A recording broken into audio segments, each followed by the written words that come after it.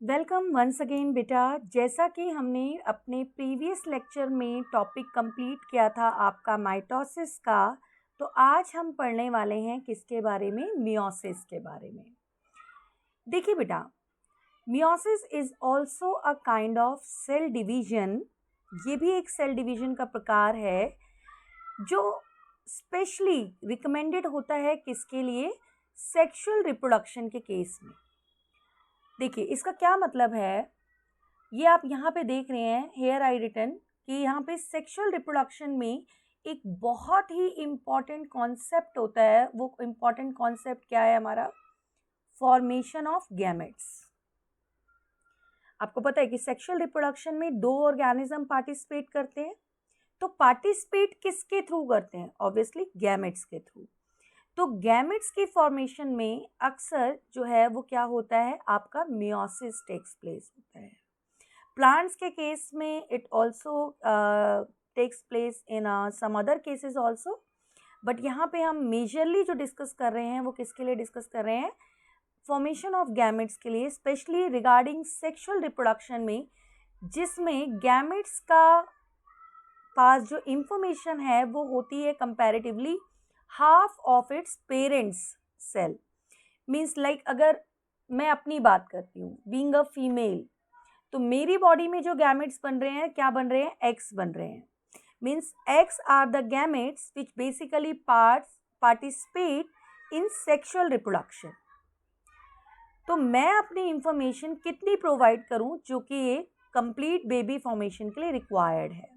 Obviously half of the information come from male also through its sperms उसके gametes हैं, तो वो भी इंफॉर्मेशन कितनी देगा? अपनी हाफ इंफॉर्मेशन होगी, कंप्लीट बॉडी की इंफॉर्मेशन, लेकिन हाफ क्रोमोसोम्स के अंदर वो सेट होगी। उसी को हम जीनोम भी कहते हैं। ठीक है, तो ये जो इंफॉर्मेशन हाफ की फॉर्म में आ रही है, यानी कि जो अब सेल डिवाइड कर रही है, उसमें जो क्रोमोसोम नंबर है वो पेरेंट सेल का हाफ हो जाएगा। ये हमारा किस में होता है? मियोसिस के केस में होता है। जैसे कि अगर ह्यूमन बीइंग्स के पास क्रोमोसोम्स हैं 46 और फीमेल के पास भी 46 है, मेल के पास भी 46 है, अगर वो 46 कंट्रीब्यूट करेगा तो ऑटोमेटिकली जो क्रोमोसोम नंबर है वो 92 हो जाएगा, विच इज एबनॉर्मल। इसलिए कितना पार्टिसिपेट करना है? 23 chromosomes from male side and 23 from female side. और ये कैसे पॉसिबल होगा? It is possible with the help of meiosis, which is also known as reductional division, जिसको हम रिडक्शनल डिवीजन भी कहते हैं बेटा, because it reduce the chromosome numbers by half. ठीक है, ये हाफ कर देता है क्रोमोसोम नंबर को। So it results in the formation of haploid daughter cell. तो जो नई सेल्स बनती हैं उनका जो प्लॉइडी लेवल है वो क्या है? Haploid, they are haploid. ठीक है, और क्योंकि हम कहते हैं कि हमें नॉर्मल प्रोजेनी प्रोड्यूस करनी है, तो नॉर्मल कैसी होगी? When fertilisation takes place, when fusion of gametes takes place, male से स्पर्म, फीमेल से एग का जब फ्यूजन होगा, it will result in again diploid level of the organism. तो 23 कंट्रीब्यूट करके अगेन क्या बना देंगे? 46 बना देंगे। तो फर्टिलाइजेशन जो है वो रीस्टोर कर लेता है इस इंफॉर्मेशन को। ठीक है बेटा, आई होप इट्स क्लियर। सिंपल सा हमने कॉन्सेप्ट बताया। क्या बताया हमने? कि मान लीजिए अगर ह्यूमन बीइंग में एक ह्यूमन क्रोमोसोम्स नंबर कितना होता है? 46 होता है। ठीक है, तो एक न्यू ऑर्गेनिज्म अगर मुझे फॉर्म करना है तो उसका प्लॉइडी लेवल भी क्या होना चाहिए? That again become 46। Then how it's possible? ये पॉसिबल कब होगा? जब मेल जो है और फीमेल जो है वो अपनी इंफॉर्मेशन किसके थ्रू पास ऑन करेंगे? मेल इंफॉर्मेशन पास करेगा स्पर्म के थ्रू और फीमेल इंफॉर्मेशन पास करेगी एग के थ्रू। तो इनका जो क्रोमोसोम नंबर है वो कितना होना चाहिए? It should be 23 and 23। तो जब इसका फ्यूजन होगा, इसी फ्यूजन को हम क्या कहते हैं बेटा? Fertilisation. Then chromosome number again क्या हो जाएगा? 46 हो जाएगा, जो कि एक नॉर्मल क्रोमोसोम नंबर होता है बेटा। ठीक है, तो सेल डिवीजन दो तरह के हमने बताए, माइटोसिस एंड मियोसिस। माइटोसिस को इक्वेशनल डिवीजन कहते हैं क्योंकि वो हमारे ग्रोथ या रिपेयर के केस में यूज होता है, और जब गैमेट्स फॉर्मेशन की बात होती है तो हम मियोसिस करते हैं। चलिए कुछ और जानते हैं। देखिए, मियोसिस में दो पार्ट्स होते हैं, मियोसिस 1 और मियोसिस 2। माइटोसिस में सिंगल पार्ट था, means that cell division which include karyokinesis as well as cytokinesis, nuclear division और cytoplasmic division। यहाँ पे ये दो फेजेस में कंसिस्ट है, मियोसिस 1 और मियोसिस 2, और इनमें भी कैरियोकाइनेसिस में क्या है, दो फेज हैं, प्रोफेज 1 है, प्रोफेज 2 है, metaphase 1 2, anaphase 1 anaphase 2, telophase 1 and telophase 2। और इन दोनों फेज के बीच का जो गैप है बेटा, ठीक है, उस गैप को ही हम क्या कहते हैं, इंटरकाइनेसिस कहते हैं। क्या कहते हैं, इंटरकाइनेसिस। जैसे आपको पता है कि कोई भी सेल डिवाइड करने से पहले प्रिपेयर करती है अपने आप को, ये हमने प्रीवियस उसमें भी डिस्कस किया कि सेल में मेजरली क्या होता है, ग्रोथ होती है, साइटोप्लाज्म ग्रो करता है, सेल ऑर्गेनेल्स डबल होते हैं, डीएनए का डुप्लीकेशन होता है, तब सेल डिवाइड करती है। तो बेटा यहाँ पे भी सेल साइकिल पार्टिसिपेट करती है, लेकिन इसमें एक चीज अनकॉमन है माइटोसिस के कंपैरेटिवली, कि यहाँ पे सेल डिवाइड तो दो बार कर रही है, लेकिन उसमें जो डीएनए डबल कर रहा है वो सिर्फ एक बार कर रहा है। यानी कि डीएनए रेप्लिकेशन सिर्फ एक बार ही होगा। कब होगा, एस फेज में होगा, जो स्टार्टिंग में होगा। इंटरकाइनेसिस में कोई डीएनए रेप्लिकेशन नहीं होगा, सेंट्रियोल डबल होंगे, ठीक है, और डीएनए जो है वो कंप्लीटली डीकंडेंस स्टेज में नहीं आएगा। क्या मतलब हुआ, ये हम धीरे धीरे समझेंगे। ठीक है, देखिए जैसे कि ऐसे क्वेश्चन क्या है, the cell cycle takes place in meiosis, of course yes. तो इसमें भी सेल साइकिल है जिसमें G1 फेज है, S फेज है, G2 फेज है, एज इट इज जो हमने किस में पढ़ा था, माइटोसिस के केस में पढ़ा था। बट यहाँ पे जो डिवीजन फेज है वो दो फेजेस में है, M1 और M2, और इनके बीच का गैप ही क्या कहलाता है, इंटरकाइनेसिस। तो आपने देखा डीएनए रेप्लिकेशन कितनी बार हुआ, ओनली वंस। सिर्फ और सिर्फ हमारे एस फेज में क्या हो रहा है बेटा, डीएनए का रेप्लिकेशन हो रहा है। ठीक है, और डीएनए लेकिन डिवाइड कितनी बार कर रहा है, दो बार कर रहा है, एक बारी मियोसिस 1 में और एक बारी आपका मियोसिस 2 में। ठीक है, तो दिस इज जनरल इंफॉर्मेशन। इससे देखिए आगे इसको और थोड़ा सा डिटेल समझते हैं। देखिए G1 में क्या होता है और G2 में क्या होता है, मियोसिस 1 में क्या होता है, मियोसिस 2 में क्या होता है, बात को समझिएगा बच्चे। G1 मतलब जो आपका ग्रोथ का फर्स्ट फेज जो है, ठीक है, जब ग्रोथ के फर्स्ट फेज में अगर हम डीएनए को देखते हैं तो डीएनए जो है हमारा, it consist of single chromatid. मतलब कि पहले तो आपको पता है अगर सेल डिवाइड नहीं कर रही है तो क्रोमेटिन फाइबर है, लेकिन जब सेल डिवाइड करने जा रही है तो वही क्रोमेटिन फाइबर, ठीक है, अगर मैं कहूँ कि ये क्रोमेटिन फाइबर है तो ये कंडेंस होके क्या बनाता है, आपको पता है क्रोमोसोम बनाता है। अब नॉर्मली हमें पता है क्रोमोसोम में दो सिस्टर क्रोमेटिड होते हैं, बट ये जो आपका प्रोसेस है बेटा ये इमीडिएट नहीं होता, मीन्स इसमें टाइम लगता है, कंडेंसेशन में टाइम लगता है।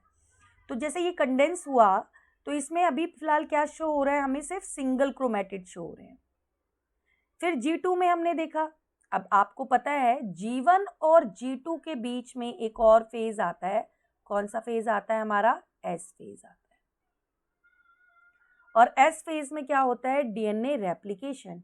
डीएनए का अमाउंट डबल हो जाता है बट क्रोमोसोम नंबर सेम रहता है। वेरी वेरी इंपॉर्टेंट, हमेशा दिमाग में रखना है। तो डीएनए का अमाउंट कैसे डबल हुआ, यहाँ सिंगल क्रोमेटिड था, यहाँ क्या आ गए आपके, देखिए यहाँ पे आपके दो क्रोमेटिड आ गए, एक ये है ना, और इधर भी देखिए ग्रीन वाले में भी कितने हो गए, दो दो क्रोमेटिड हो गए। तो यानी कि डीएनए तो डबल हो गया, डुप्लीकेट हो गया, लेकिन क्रोमोसोम नंबर पहले भी 2 था और क्रोमोसोम नंबर अभी भी क्या है, 2 है। ठीक, इसके बाद मियोसिस 1 में क्या होगा बेटा, हमने कहा कि मियोसिस 1 हमारी रिडक्शनल डिवीजन है, यानी कि क्रोमोसोम नंबर हाफ हो जाएगा। तो क्रोमोसोम नंबर हाफ होने का मतलब क्या है, पहले अगर 2 थे क्रोमोसोम नंबर क्या हो जाएंगे, 1 हो जाएगा। यही मतलब हुआ ना, डिप्लॉइड से क्या हो गया, हैप्लॉइड हो गया, हैप्लॉइड डॉटर सेल्स बनी। और फिर अगर मियोसिस 2 में हम क्या कहेंगे, मियोसिस 2 बेटा exactly similar to your mitosis, यानी कि it is also known as equational division. तो अब हैप्लॉइड सेल फर्दर डिवाइड कर रही है, लेकिन उसका प्लॉइडी लेवल क्या रह रहा है, सेम रह रहा है, यानी कि क्रोमोसोम नंबर अब चेंज नहीं होगा। तो हैप्लॉइड सेल के डिवाइड करने से हैप्लॉइड सेल्स ही फॉर्म होंगे। देखिए, haploid daughter cell result in haploid daughter cells, ठीक है।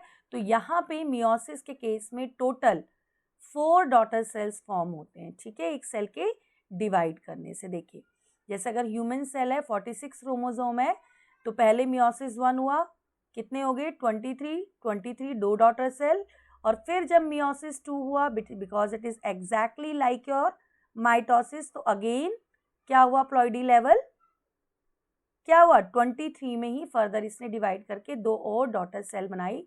तो टोटल कितनी नंबर ऑफ डॉटर सेल्स यहाँ पे फॉर्म हो रही है हमारी, 4 number of daughter cells are formed in case of meiosis. I hope it's clear. आगे बढ़ते हैं बेटा, नेक्स्ट आ जाते हैं बेटा हम किसमें, मियोसिस 1 में। अब देखिए, मियोसिस 1 में यहाँ पे जो प्रोफेज 1 है वो सबसे ज़्यादा लॉन्गर और सबसे ज़्यादा कॉम्प्लेक्स फेज है। क्यों है लॉन्गर फेज, क्यों कॉम्प्लेक्स फेज है, देखिए ये डिवाइड होता है किसमें, 5 फेजेस में। इट इज सब डिवाइडेड इनटू 5 फेजेस। फटाफट बताएंगे क्या क्या हैं वो 5 फेजेस हमारे। Number 1 leptotene, number 2 zygotene, number 3 pachytene, number 4 diplotene, and number 5 diakinesis. तो प्रोफेज 1 में बेटा हमारे क्या है, 5 फेजेस है, leptotene, zygotene, pachytene, diplotene and diakinesis. यानी कि होगा वही जो हमने माइटोसिस में देखा था कि जब एक सेल डिवाइड करिए तो उसमें क्या क्या हो रहा है, आप याद करिए, रिकॉल करिए। Nuclear membrane is about to disappear, nucleolus is about to disappear, chromatin fiber condense to form chromosome, centriole starts moving towards the opposite pole, if you can recall। तो है ना, कुछ कुछ बेसिकली हमें इसमें यही पढ़ा था, किसमें, माइटोसिस के केस में। अब यहाँ पे क्या क्या चेंजेस आ रहे हैं, कुछ चेंजेस रिलेट करेंगे कि कुछ लेकिन डिफ्रेंशिएट करेंगे, कैसे देखते हैं। देखिए, सबसे पहले हम डिस्कस करते हैं लेप्टोटीन। तो लेप्टोटीन में देखिए बेटा, सिंपल सा कॉन्सेप्ट आपने देखा कि जो क्रोमेटिन फाइबर था हमारा वो धीरे धीरे कंडेंस होके क्या बना रहा है आपका, क्रोमोसोम, मतलब अभी कंप्लीट कंडेंस नहीं हुआ है। तो chromatin fibre starts to condense to form chromosome, ठीक है। और आप ये बात बिल्कुल ध्यान रखेंगे कि प्रोफेज के पूरे फेजेस में, यानी कि लेप्टोटीन में भी, जाइगोटीन, पैचिटीन, सब में जो है कंडेंसेशन होता रहेगा। So condensation of chromosome occurs throughout the stage and chromosomes are gradually visible. थोड़ा बहुत विजिबिलिटी जो है आप देख सकते हो, यहाँ पे बहुत ज़्यादा कंडेंस है और यहाँ पे कंपैरेटिवली कम कंडेंस, बहुत ज़्यादा थ्रेड लाइक फॉर्म में है, और यहाँ कंडेंस होकर के थोड़ा सा रोड लाइक फॉर्म में आए वो, ठीक है। चले नेक्स्ट आ जाते हैं जाइगोटीन स्टेज बेटा। आई होप यहाँ पे आपको क्लियर हो गया होगा कि ये जो क्या है, ये हमारा this is our chromatin fibre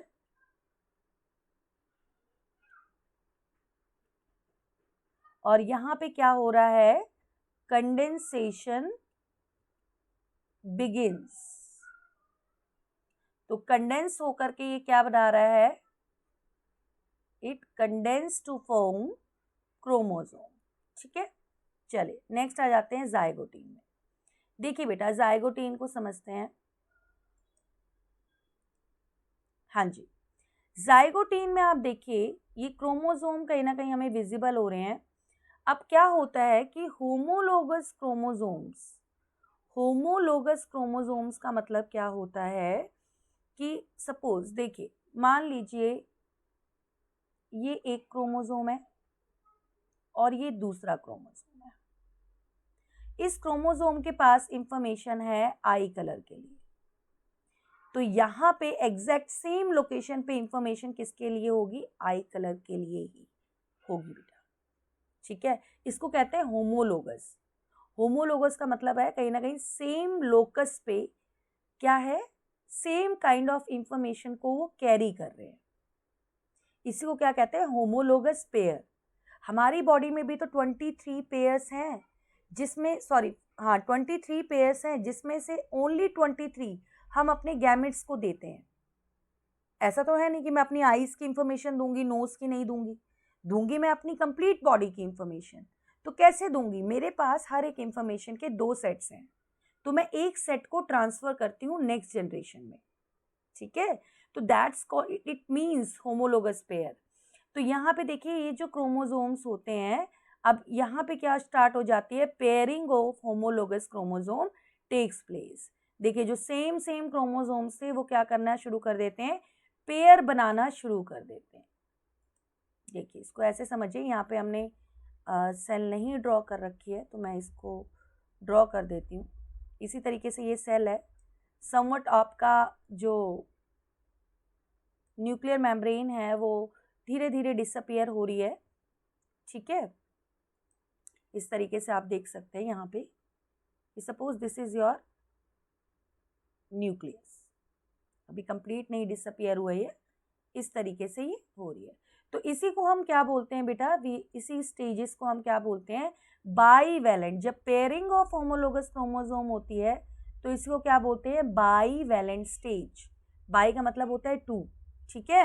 और जब इन्हीं दोनों क्रोमोसोम्स के चारों क्रोमैटिड्स, मतलब ये 4 है ना, 1 2 3 एंड 4, 1 2, एक में 2 क्रोमैटिड है, 2 में 4 क्रोमैटिड है, तो इसी को हम टेट्राड स्टेज भी प्रोनाउंस करते हैं बेटा, ठीक है। तो देखिए जाइगोटीन में आपने क्या क्या याद रखना है? Number 1, chromosome starts pairing together. Process of pairing is called synapses. Very, very important. What is synapses? The process of pairing of homologous chromosome is called synapses. And this chromosome pairing takes place by formation of synaptonemal complex. What does it mean? It means जब ये pairing हो रही है तो आप ये समझ लीजिए it's a kind of glue जो इसको जोड़ के रख रही है आपस में, तो that is called synaptonemal complex. जी बेटा, तो हमने क्या कहा कि process of pairing is called synapsis, और इनके बीच में क्या बनता है? साइनेप्टोनीमल कॉम्प्लेक्स बनता है। So this is the chemical substance which basically help in pairing.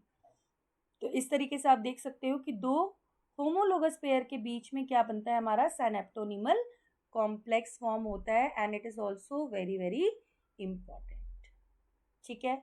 Next stage आती है बेटा पैकेटीन स्टेज या पैचिटीन स्टेज भी हम इसको प्रोनाउंस करते हैं। अब पैचिटीन या पैकेटीन स्टेज में क्या होता है? देखिए जो हमारे होमोलोगस पेयर थे बेटा, ठीक है, अब नाउ उनकी जितने भी 4 आर्म्स हैं they are clearly visible as tetrad.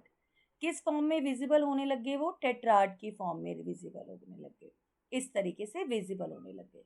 और इनके बीच में क्या होगा बेटा? Crossing over takes place. देखिए सेक्सुअल रिप्रोडक्शन के केस में जो सबसे इंपॉर्टेंट पॉइंट आता है वो आता है वेरिएशन का, यानी कि देखिए ऑफस्प्रिंग्स तो आपके नॉर्मल भी प्रोड्यूस हो रहे थे, है ना, ए सेक्सुअल रिप्रोडक्शन से भी फॉर्म हो रहे थे, लेकिन इवोल्यूशन चेंजिंग एनवायरनमेंट के साथ कंपैटिबिलिटी के लिए क्या जरूरत थी? चेंज होने की जरूरत थी। तो variation plays an very important role. अब वो वेरिएशन कैसे आए उसके बारे में हम डिस्कस करेंगे। तो यहाँ पे क्या हुआ? जो होमोलोगस पेयर थे उनके बीच में एक्सचेंज ऑफ जेनेटिक इंफॉर्मेशन होने लगी। कैसे? देखिए इस तरीके से जो नॉन सिस्टर क्रोमैटिड है, अब ये दोनों क्या है? सिस्टर क्रोमैटिड है। एक क्रोमोसोम की 2 क्या होती हैं? Sister chromatids. अब ये 2 क्रोमोसोम्स की ये और ये आपस में क्या है? Non sister chromatids. इनके बीच में क्या होना शुरू हुआ? Crossing over. ये क्रॉस देख रहे हैं आप, रिकॉम्बिनेशन नोड्यूल भी बोलते हैं। क्योंकि क्रॉसिंग ओवर का दूसरा नाम क्या है हमारा, रिकॉम्बिनेशन। ठीक है, इस तरीके से नोड्यूल फॉर्म हो जाता है इनके बीच में। यहाँ पे आप देख सकते हैं इस तरीके से, यहाँ पे जहाँ पे एक्सचेंज होना है, तो वहाँ पे ये क्या करता है, जेनेटिक मटेरियल एक्सचेंज हो जाता है उसी, और एक्सचेंज होने के बाद देख सकते हो आप, मैंने इसको शेडेड बनाया है, इसको नॉन शेडेड बनाया है। तो हुआ क्या यहाँ पे आप देखिए, mutual exchange of genetic material between non sister chromatid of homologous chromosome takes place. यानी कि यहाँ पे देख सकते हैं आप कि म्यूचुअल एक्सचेंज हो गया, यहाँ शेडेड पार्ट आ गया और यहाँ पे नॉन शेडेड पार्ट आ गया। That's why it results into the formation of cross over. तो अब जो बने वो क्या बने, आपके क्रॉस ओवर बने। तो इस फेज में क्रॉसिंग ओवर होती है। आप देखिए ऑलरेडी कोई जीन आप कैरी करके आ रहे हो, अब जीन क्या है इसको यहाँ पे समझते हैं। देखिए मान लीजिए ये आपका क्रोमोसोम, अब यहाँ पे ये जीन्स कैरी कर रहा है ए बी सी और डी, मैंने एक ही इसका क्रोमेटिड बनाया, दो भी बना सकते हो आप। और ये आपका दूसरा क्रोमोसोम है और ये क्या कैरी कर रहा है, मान लीजिए another kind of information carry कर रहा है। इसी का मान लीजिए स्मॉल ए है या स्मॉल बी है, स्मॉल सी है, स्मॉल डी है, whatever the things are being there. तो जब ये एक्सचेंज हुआ तो आपने देखा ये कैपिटल ए इधर आ गया और ये स्मॉल ए इधर आ गया। Are you getting the point? समझ में आ रहा है बच्चों? तो इस तरीके से क्या हुआ, हमारा एक्सचेंज हो गया। क्या एक्सचेंज हो गया, हमारा जेनेटिक मटेरियल जो था वो यहाँ पे एक्सचेंज हो गया, किसके बीच में, नॉन सिस्टर क्रोमैटिड्स के बीच में। तो देखिए क्या होता है यहाँ पे, 4 chromatids of each chromosome clearly visible as tetrad. तो चारों आर्म्स विजिबल हो रही है, इसलिए हम इसको टेट्राड भी कह सकते हैं, जो कि ऑलरेडी हमें जाइगोटीन में भी विजिबल हो रही थी, है ना। Here it's also mention. Next point, formation of recombination nodules occur when crossing over occurs। Very very important. Pachytene में क्या बनता है हमारा, रिकॉम्बिनेशन नोड्यूल बनता है, जहाँ पे क्रॉसिंग ओवर होती है वहीं पे ये बनता है। What is crossing over, mutual exchange of genetic material और segments between non sister chromatid of homologous chromosome, इसको हम क्या कहते हैं, crossing over. Crossing over is also known as recombination, और इसके लिए हमें किसकी जरूरत पड़ती है, एंजाइम की। That enzyme is called recombinase. देखिए समझ के करेंगे, very very easy.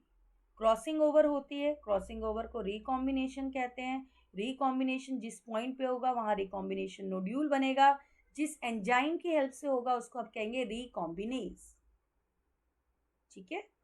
And chromosome linked eight the site of crossing over. तो ये क्रोमोसोम जहाँ पे क्रॉसिंग ओवर होती है वहाँ पे जुड़े हुए होते हैं। ठीक है, चलिए, तो आई होप इट्स क्लियर। अब ये जो भी चीज़ें हमने ड्रॉ करके दिखाई, यहाँ पे मैं ये स्पेस छोड़ रखा है ये दिखाने के लिए कि ये सारी कंडीशन कहाँ पर हो रही है बच्चा, आपकी न्यूक्लियस के अंदर हो रही है। ठीक है, जैसे कि अगर ये क्रॉसिंग ओवर मैंने किसके अंदर दिखाई है, आपकी ब्लू क्रोमोसोम्स के अंदर हमने दिखाया है इस तरीके से। ठीक है, तो ये इस तरीके से है। इसी तरीके से हमने यहाँ पे एक रेड पेयर ऑफ क्रोमोसोम ले रखा है, तो वो भी हम इस तरीके से ड्रॉ कर सकते हैं लाइक दिस। तो इनके बीच में ये क्या हो रहा है, यहाँ पे रिकॉम्बिनेशन नोड्यूल बन रहा है, ये रिकॉम्बिनेशन नोड्यूल है। ठीक है, इस तरीके से ये डायग्राम जो भी बनेगा इसके अंदर बनेगा। नेक्स्ट आ जाते हैं डिप्लोटीन पे। देखो डिप्लोटीन फेज में क्या होता है, डिसॉल्यूशन ऑफ साइनेप्टोनीमल कॉम्प्लेक्स। ये जितने भी पॉइंट्स बेटा मैंने मेंशन किए हैं, they all are given in your NCERT, और एनसीईआरटी से ही नीट के क्वेश्चंस प्रिपेयर किए जाते हैं। कॉन्सेप्ट की क्लैरिटी का होना बहुत ज़रूरी है। डिसॉल्यूशन, आपको पता है what is synaptonemal complex, this is the chemical which help in pairing. अब वो केमिकल क्या हो रहा है, धीरे धीरे डिजॉल्व हो रहा है। तो डिजॉल्व कैसे हो रहा है आप देख सकते हो, यहाँ पे ये प्रेजेंट है दोनों के बीच में, क्रॉसिंग ओवर साइट है इधर। और धीरे धीरे क्या हो रहा है, डिसॉल्व हो रहा है।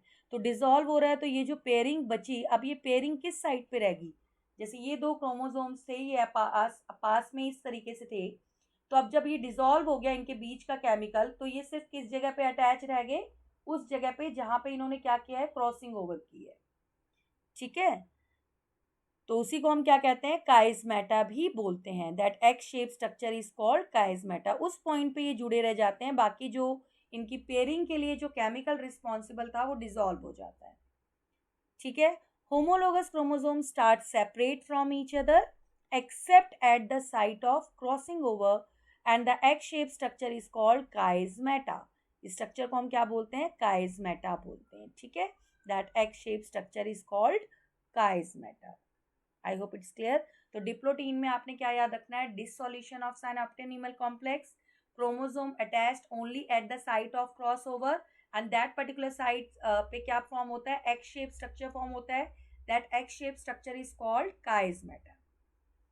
ठीक है, प्रोफेज 1 का लास्ट स्टेज है हमारा डायकाइनेसिस। देखिए डायकाइनेसिस में एक ही पॉइंट गिवन है आपका, terminalization of chiasmata takes place.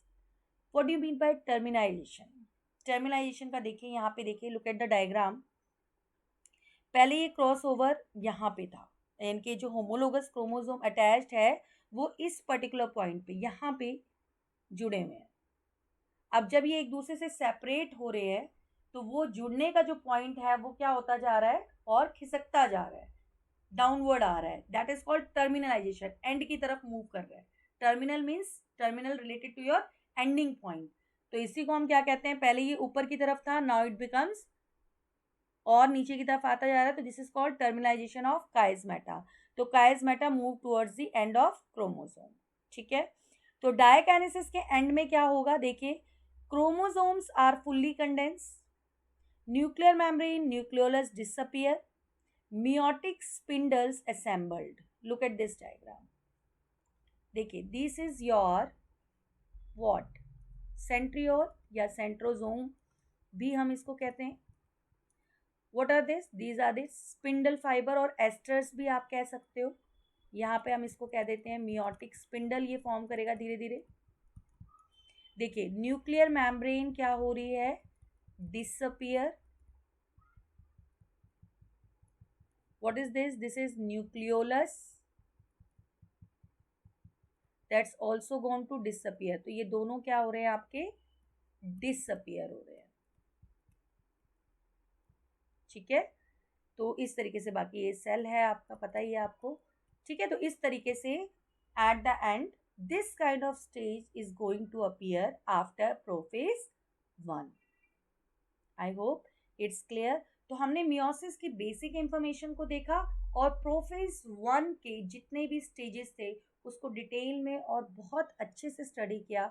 जो भी पॉइंट्स बेटा मैंने आपको बताए हैं बिल्कुल दिमाग में रखिएगा, क्वेश्चन कहीं बाहर से नहीं आने वाला है, बस कॉन्सेप्ट को समझने की ज़रूरत है। थैंक यू बेटा, बाकी का lecture next video. Thanks, have a nice day.